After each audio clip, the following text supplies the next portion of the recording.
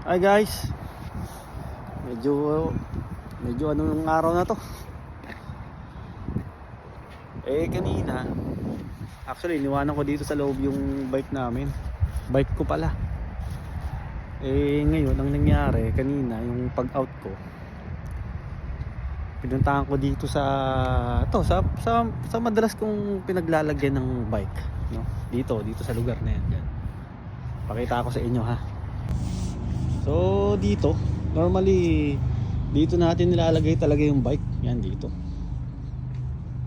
Dito sa ano na yan, sa lugar na yan, no? Dito. Yan. Ngayon nangyari pag pasok namin dito sa sa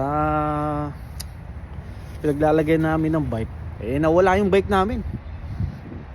Nawala. So naiwang bukas to. Yan yung gate niya naiwan. Tapos dalawa kaming nawalan ng bike ng kasama ko. So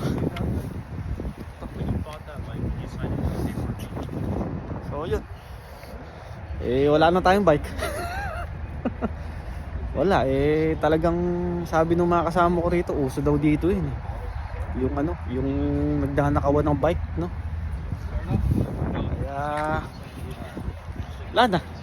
wala na tayong gagamiting bike. So mag-iipon na lang tayo ulit para makabili ng bike.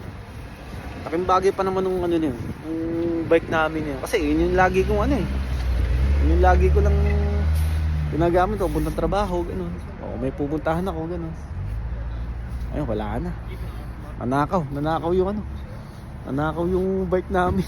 Dalawa kaming kasama ko, yung Pilipino, si Junel. Yun. Natsempuhan lang talaga. Wala tayong magagawa. Kahit tignan sa camera, wala na rin mangyayari. So ang problema, paano kami uwi nito? Wala na ring bus ngayon. Tapos paano tayo papasok, gano'n? Sakay na lang ulit tayo ng bus, no? O bawi na lang siguro susunod. Itong kasama kong nawalan ng bike, si Junel, yan. Nawala. Ang iniwan lang yung helmet namin. Buti ka mo, iniwan pa yung helmet. Wala na kaming gagamitin. Wala tayong gagamitin, pre. Wala na, pre. Summer pa naman. Ang ganda pa naman yung bike. Kaya nga So anong plano, pre? Ha? Anong plano? Ha? Anong plano? Wala tayong magagawa. Mag-Uber na tayo. Pauwi. Talaga